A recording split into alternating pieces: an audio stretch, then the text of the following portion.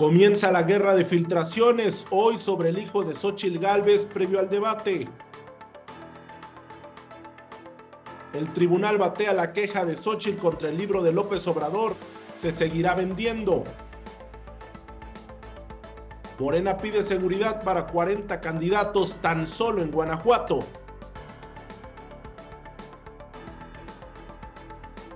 Esto y más en Buenas noches, México. Aquí comenzamos.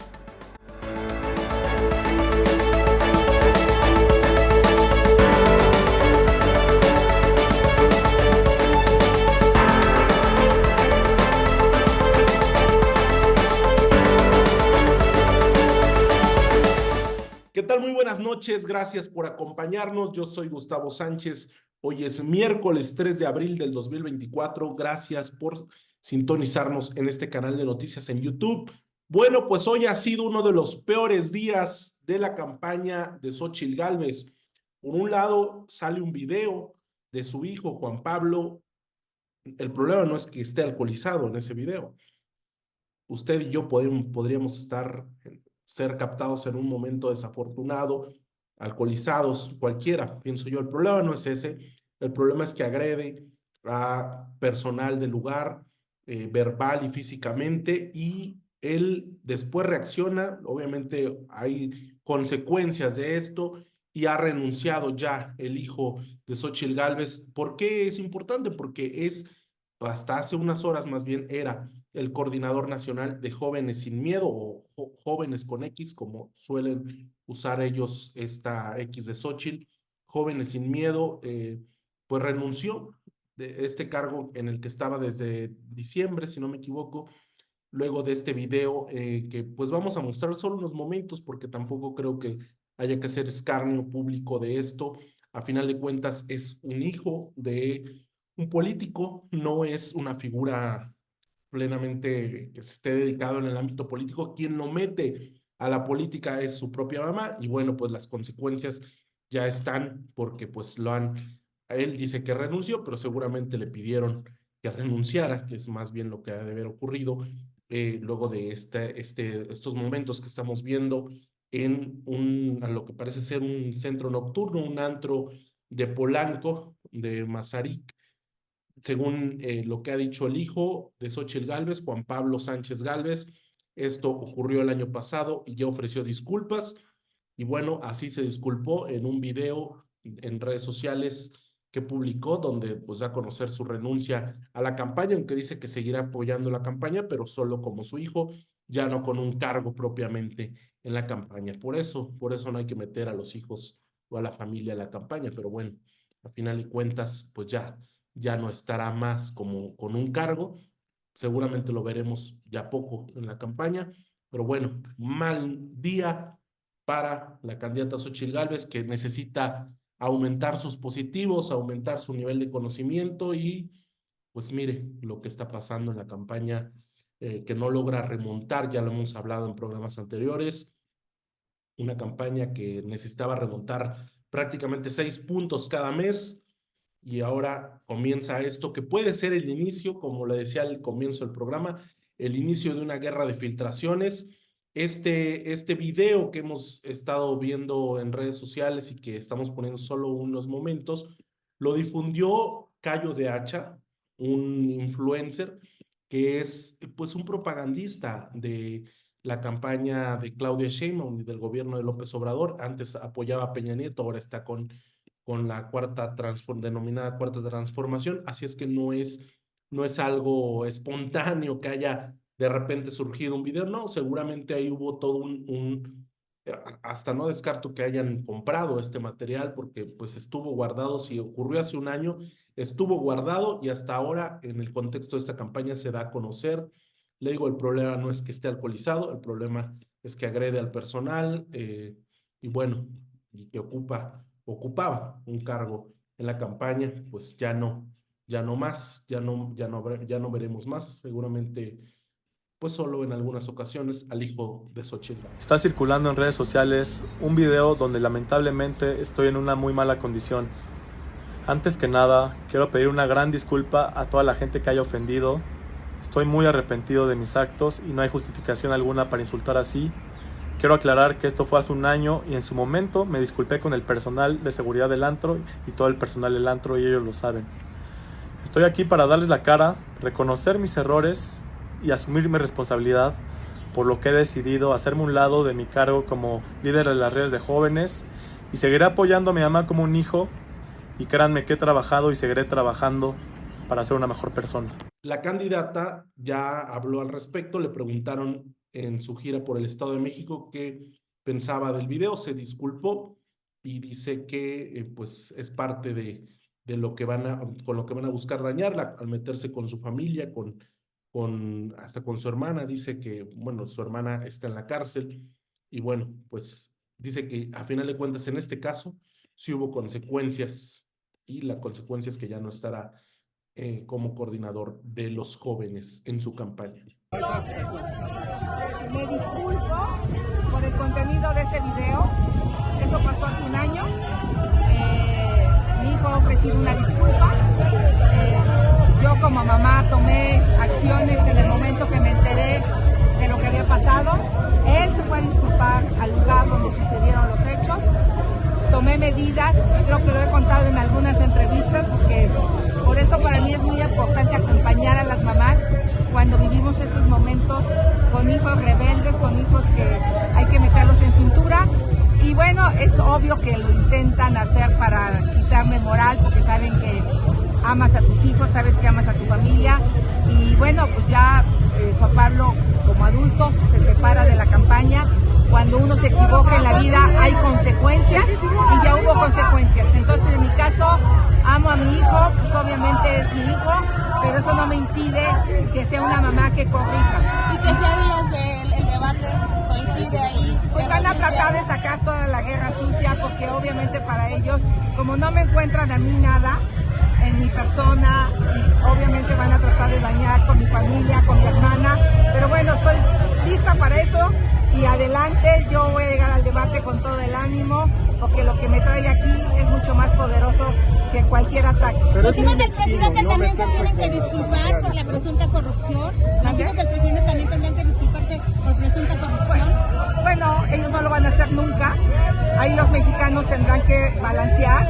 Obviamente, tener un hijo implica responsabilidad, pero sí, el presidente, allá lo que hay son moches, cochucos y otras cosas que todo México sabe. Mi hijo ya tomó decisión de separarse. Gracias. Otra mala noticia, le digo, fue un día terrible para la campaña de Xóchitl Gálvez. El Tribunal Electoral desechó la queja que había presentado Xóchitl Gálvez contra el libro del presidente Andrés Manuel López Obrador, titulado Gracias. Este libro que ha circulado ampliamente es el último libro que ha escrito el presidente López Obrador.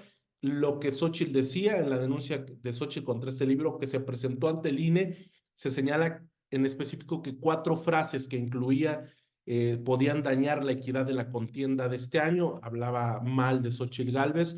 Y bueno, pues el INE primero desechó la queja, luego se interpuso un recurso un recurso contra este desechamiento.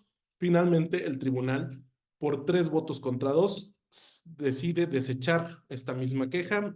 Los magistrados coincidieron en que no se puede concluir que exista una infracción electoral, porque el contenido, la distribución y la difusión del libro representa un ejercicio de libertades de expresión y de imprenta, así como el derecho a la información. Así es que se seguirá vendiendo este libro del presidente Andrés Manuel López Obrador.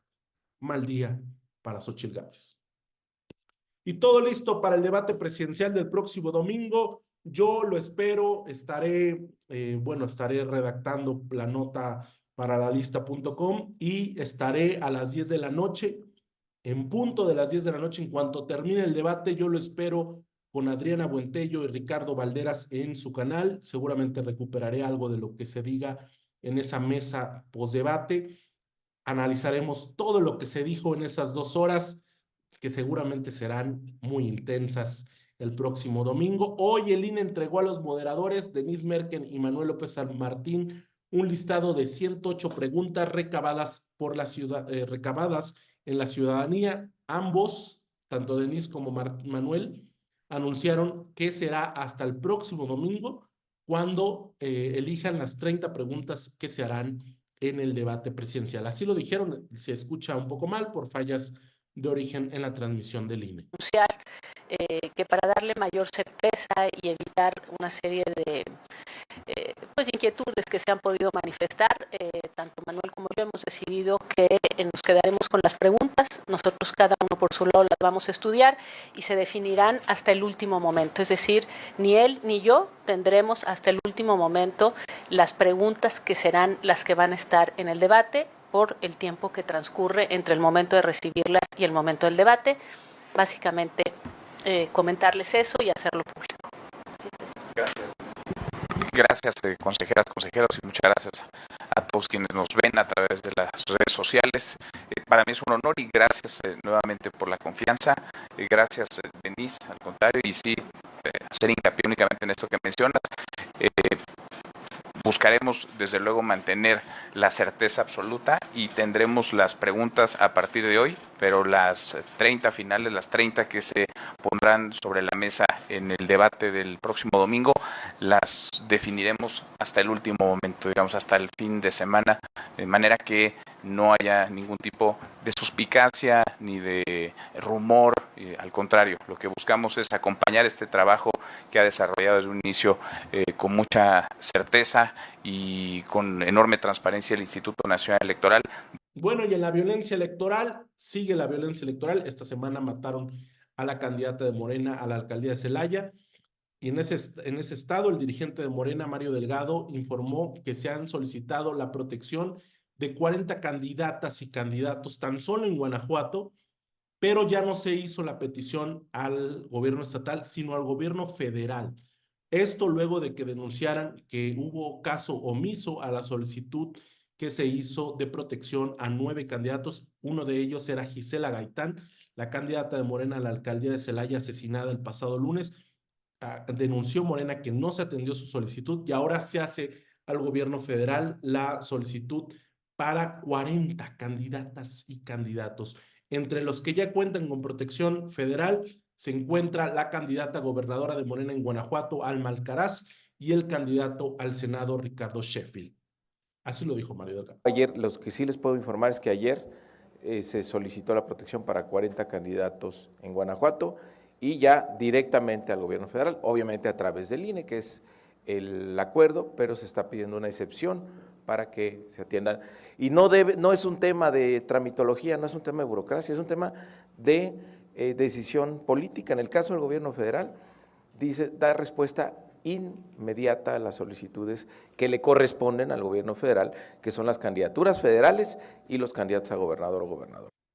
Y en Guerrero, la violencia está, bueno, no solo es el asesinato, sino la intimidación. En este caso, pues déjeme decirle que en Tierra Caliente no hay definición de candidatos. No quieren ser candidatos los que compiten contra el proyecto político que apoya a alguno de los grupos delincuenciales. Nadie se quiere enfrentar a los ya designados por los grupos delincuenciales en la zona, y hoy se baja quien quería ser candidata de Morena a la alcaldía de Coyuca de Catalán. Se llama Elia Camacho Goicoechea, presentó su renuncia a la candidatura y obviamente en la carta pues matiza los hechos, dice que debido a las dificultades surgidas en la integración de la planilla y al no encontrar disposición para resolverlas, me veo en la necesidad de renunciar de forma irrevocable a la candidatura otorgada. Se puede leer en el escrito, pero pues esto se enmarca en el contexto de que hay varios que no quieren ser candidatos que puedan molestar al candidato que ya fue ungido o seleccionado por alguno de los grupos delincuenciales. Sí, porque los grupos delincuenciales están poniendo candidatos en varias zonas del país y los que no acceden a asociarse con ellos, como fue el caso de Celaya, pues los matan. Y en este caso, otros prefieren renunciar a participar en la próxima elección. Vaya panorama para las próximas elecciones. Bueno, y con el asesinato político de la candidata de Morena en Celaya, tenemos un registro de 25 aspirantes o candidatos asesinados desde mediados del año pasado hasta la fecha. Vamos a revisar con un especialista qué es lo que está pasando con la violencia. Quédese, qué es lo que está pasando con la violencia en este proceso electoral, 25 asesinatos, decenas de agresiones, atentados, secuestros, intimidaciones en un proceso electoral que ya parece ser que será el más violento de los últimos tiempos. Para hablar de la violencia en las elecciones, en el proceso electoral actual, está con nosotros el analista en seguridad, David Saucedo, a quien le agradezco que esté en este momento con nosotros. David, estamos frente a lo que parece ser el proceso electoral más violento en la historia de México. Así es, Gustavo. En los últimos procesos electorales hemos tenido un incremento de los ataques y de la violencia en contra de candidatos, de militantes e incluso de familiares de militantes. En paralelo, ha habido ataques en contra de medios de comunicación que cubren las campañas políticas. Es decir, quizá de aquí en adelante, debido a esta guerra de cárteles que se vive en el país, tendremos en cada proceso electoral un incremento de la violencia de acuerdo con las mediciones que han hecho distintas organizaciones no gubernamentales y medios de comunicación. Alrededor de un centenar de personas entre candidatos, militantes y familiares de candidatos han tenido algún tipo de lesión o agresión fatal por parte de grupos del crimen organizado. ¿Qué es lo que vemos? Que hay una batalla de los distintos grupos del narcotráfico para capturar territorios, regiones y municipios, y esto vuelve vulnerable a los candidatos a los ataques del crimen organizado. Estás tú en Guanajuato, David, ¿cierto? David. Sí, en este momento sí. ¿Qué sabes sobre este reciente asesinato de la candidata de Morena en Celaya, Gisela Gaitán? ¿Había alguna amenaza en su contra? Así es, el Cártel de Santa Rosa de Lima, que es una organización que tiene una presencia fuerte en Celaya, le había amenazado apenas unas semanas antes, le había hecho una invitación para colaborar con ellos. El gobierno municipal de Celaya, que está al frente, el alcalde Javier Mendoza, de esta elección panista, el Cártel de Santa Rosa de Lima lo identifica como su adversario, y el cártel trató de fortalecer un proyecto alterno al grupo de Morena. Sin embargo, la candidata Gisela Gaitán, de manera valiente, rechazó esta asociación, este ofrecimiento, y el cártel contestó de la manera en la que lo ha hecho en ocasiones previas, es decir, con un atentado que le costó la vida. ¿Qué te dice, David, el hecho de que la mayor cantidad de asesinatos de aspirantes y candidatos sea del partido de Morena, del partido en el poder? Van 10 candidatos asesinados tan solo de Morena.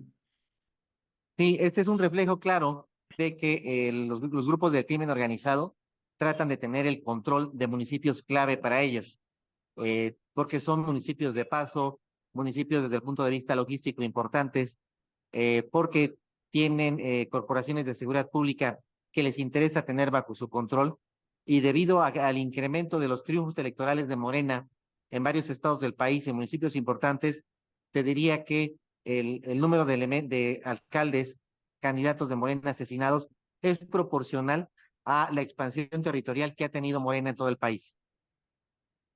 Ok. ¿Y qué te dice que el estado donde más estén matando aspirantes y candidatos sea Guerrero? Bueno, Guerrero es un estado convulso desde hace varias décadas. Guerrero, Oaxaca, Chiapas, Michoacán son estados del país en los que normalmente cuando hay un proceso electoral suele haber violencia asociada a ataques de los distintos candidatos a cargos de elección popular. Lamentablemente el asesinato político no se ha extirpado en estas entidades, forma parte de una táctica para hacerse del poder. Y lo novedoso en este proceso electoral es que esta táctica de presión, de financiamiento negro hacia candidatos y partidos y de asesinatos se está expandiendo hacia otras entidades en donde no era común verlo. ¿Hay alguna forma de frenar esta violencia o ya nos encaminamos a algo imparable que va a seguir sucediendo en los siguientes días, que ya quedan pues menos de 2 meses? Mira, evidentemente no se tomaron las acciones pertinentes para frenar la narcopolítica. Lo que tenemos de fondo es la participación del narcotráfico en el proceso electoral para fortalecer proyectos políticos o candidatos afines a sus proyectos criminales. Ese es de fondo el principal conflicto. Quizá lo más mediático, lo más vistoso, sea el asesinato muy lamentable de candidatos, pero esa no es la faceta más importante de la narcopolítica. La faceta más importante es el financiamiento negro, es decir, los recursos que inyecta el narcotráfico a los alcaldes de distintos municipios y también posiblemente de distintos gobernadores del país que están recibiendo este recurso con el objeto de que nombren en las posiciones clave de fiscales, policías, directores de policía estatales o municipales a personajes afines a los grupos del narcotráfico. Esta faceta es la más silenciosa, la que no se ve, pero es la más dañina. Quizá, en efecto, la más mediática sea el asesinato de candidatos. ¿Cómo ves las reacciones que ha tenido tanto el presidente López Obrador como la candidata de Morena, Claudia Sheinbaum, que pues prácticamente aseguran que no va a haber una narcoelección y que no ven riesgo? O sea, a pesar de que ellos mismos, por ejemplo, en Guanajuato, sí dijeron que solicitaron seguridad hoy se está informando, para 40 candidatos, pero pese a esto, a los asesinatos, pese a los riesgos, han minimizado el tema de la violencia. Lamentablemente el presidente lo que hace es minimizar todos los ataques en contra de integrantes de la clase política, los que están buscando una candidatura, forma parte de su narrativa que ha construido con el tiempo, de decir que en Guanajuato la situación de inseguridad está bajo control. Evidentemente ese no es el caso. Ellos saben perfectamente que hay un incremento de la violencia en distintas regiones y esferas del país. No coincido con el término de narcoelección porque no nos dice mucho. Es como cuando tuviéramos un paciente que tiene un padecimiento respiratorio. Te pongo ese ejemplo. No sabemos si es gripe, pulmonía o cáncer. Cuando decimos narcoelección, no estamos diciendo de qué tamaño es el problema. Es un término atractivo, evidentemente, un adjetivo que sirve bastante, un sustantivo, pero no nos dice gran cosa acerca de ¿qué es lo que percibo? Que sí se está incrementando la presencia del narcotráfico en en distintas elecciones del país, en donde antes no había proceso de participación del narco, pero no en todo el país y sí en algunas regiones, pero son más, evidentemente. Yo coincido, no hay una narcoelección como tal. ¿Qué tendría que ocurrir para que catalogáramos a la elección del 2024 como una narcoelección? Que el financiamiento negro penetrara a las campañas de gobernador, a las de ciertos alcaldes, a la campaña a la presidencia de la República. Entonces, como es un término muy difuso, yo en esto sí coincido con el presidente, no tenemos una narcoelección como tal, pero sí tenemos un incremento de la narcopolítica. Muchas gracias, David, por este análisis, siempre puntual. Gracias a ti, Gustavo, te mando un abrazo. Y antes de despedirnos, vamos con los deportes. Diego Hernández, ¿cómo estás? Buenas noches. Gus, muchísimo gusto a todos los que nos están viendo, que nos están escuchando y bueno, el tema o los temas importantes después de tantos temas de política, de tantos temas que el país quiere descansar un poco después de escuchar tanta violencia, ¿no? Tantas cosas que pasan en este país que uno se puede llegar a preguntar si será cierto todo lo que pasa o no, pero viendo espacios como el tuyo, nos damos cuenta de que es más que un hecho y una realidad todo lo que pasa en este país. Pero ayúdanos a minorar este pensamiento negativo con los deportes. ¿Qué hay hoy en los deportes? Vamos a ayudar un poco y ojalá a los aficionados o a los antiamericanistas, mejor dicho, no les caiga tan pesado, ¿no? Porque vamos a hablar de ciertas realidades que está viviendo el fútbol mexicano y que dentro de ellas está el Club América. El Club América es me parece a mí, el equipo más completo del fútbol mexicano. Es un equipo que está dando mucho de qué hablar y que precisamente lo demostró en la ida de los cuartos de final de la Conca Champions contra el New England Revolution, un equipo que no viene bien, también hay que reconocerlo, tiene un punto en la MLS, es el último lugar de la tabla general, se enfrentó al mejor equipo de la Liga MX, a un equipo que ya está prácticamente calificado a la liguilla y que es el favorito para llevarse el bicampeonato. Goleó 4-1, ya solamente es puro trámite el partido de la próxima semana acá en el Azteca. Necesita el New England Revolution hacer 5 goles si desea calificar de manera directa y no recibir ninguno por los goles de visitante que anotó el América. Entonces el América, si lo hablamos a términos globales, es el mejor equipo de la liga, es el mejor equipo que se ha visto actualmente en la Conca Champions, con sus altas y bajas, pero me parece que mucho de estas altas y bajas es precisamente por la confianza que se tienen los jugadores y porque salen en partidos muy confiados, llegan a meterles un gol, 2 goles, y de ahí tratan de revertir la situación, lo logran en algunos casos y en otros casos no lo logran hacer de tal manera que acaban perdiendo el encuentro. Y como todo el mundo sabe y como de todo este tema se habla, es que cuando el América pierde es noticia nacional y burla nacional, y si el América pierde es ayudado por el arbitraje, ¿no? También hay que tocar otros temas importantes, que todavía hay equipos participando en la Conca Champions. Están Tigres, que no demostró ser los Tigres poderosos que han sido precisamente con la entrada del Columbus Crew. Empataron 1-1. Está Monterrey, que posiblemente tenga la serie no tan complicada, porque tampoco hay que decir, wow, solamente nos fijamos en que enfrenta al Inter Miami de Messi y que va a estar Messi y que es Messi y Messi y Messi, pero me parece que siendo Monterrey la plantilla más cara del fútbol mexicano, tenemos que darle esa posición y ese momento de decir, a ver, eres el equipo más caro del fútbol mexicano, demuéstralo. Demuestra que tu plantel, que tú gastas cada 6 meses, que tienes jugadores de alto nivel, que tienes seleccionados nacionales, no solamente de México, sino de varias partes de Sudamérica. Entonces, demuéstralo, y Monterrey tiene que pasar a la siguiente ronda, aunque el Inter Miami tenga a Lionel Messi.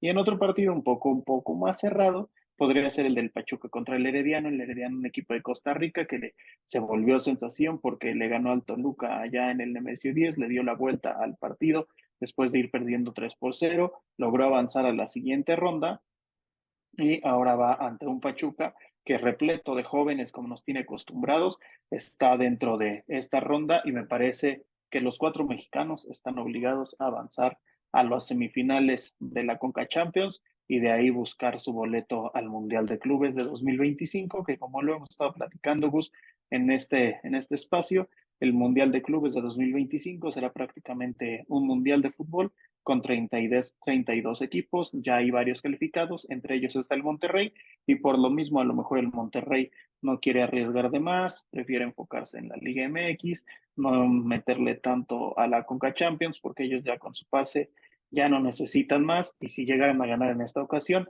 le darían su pase al que quede como subcampeón de la Conca Champions en esta edición. Siguiendo un poco los temas de fútbol, ya viene la jornada 14, ya se va a acabar nuestro fútbol mexicano en temporada regular. Calificados prácticamente América, Monterrey, Toluca, Tigres, Pachuca. Prácticamente estos equipos están calificados. Cruz Azul estará ahí peleando. Fracaso se podría dar el de Pumas, se podría dar el de Chivas, que Chivas ha sido muy criticado en los últimos años, pero sobre todo ahorita está dando de qué hablar. ¿Por qué? Porque su famoso y gran refuerzo, Chicharito Hernández, que está bien, hay que dejarlo, yo se los comenté aquí en este espacio. Chicharito Hernández viene, también hay que pensar que es un jugador que ya viene lesionado, que viene pensando en otras cosas, que no solamente está enfocado en el fútbol, que está enfocado en sus negocios, y así lo ha demostrado con su equipo de la Kings League. Entonces creo que los fracasos podrían ser en Pumas y en Chivas si no logran calificar a la siguiente ronda, y el único equipo que está eliminado hasta el momento es la Franja del Puebla, que ya por más que haga no va a poder calificar, aunque gane todos los partidos. Y Gus, para terminar, una noticia importante y una noticia que dará mucho de qué hablar. Katia Itzel García y Karen Díaz son 2 de las 4 árbitras que estarán en París 2024 representándonos. No tenemos representante de fútbol varonil, no tenemos representante de fútbol femenil, pero sí tenemos silbantes mexicanas dentro de este torneo que será en París por ahí de julio, agosto. ¿Y quiénes son las otras dos? Porque solo nos diste 2 nombres.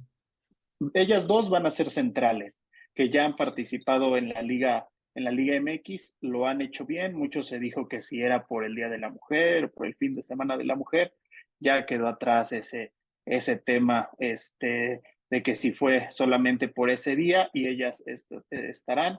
Y también está Sandra Ramírez, que será una juez de línea, y se espera que esté otra mujer en el VAR, que todavía no han revelado el nombre. Del que sí revelaron el nombre es de Guillermo, ahorita te digo el apellido, Guillermo Pacheco, que él también estará en el VAR, pero el de la silbante que estará en el VAR todavía no se revela el nombre. Los 4 mexicanas en los Juegos Olímpicos. Exactamente. Pues qué buena noticia, Diego. Qué buen cierre de deportes hoy.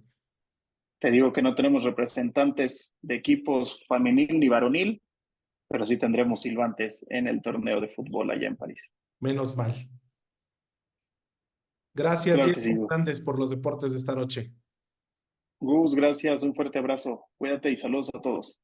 Gracias, lo espero la próxima semana. Gracias por acompañarnos. Buenas noches y buena suerte. Lo espero el debate el domingo.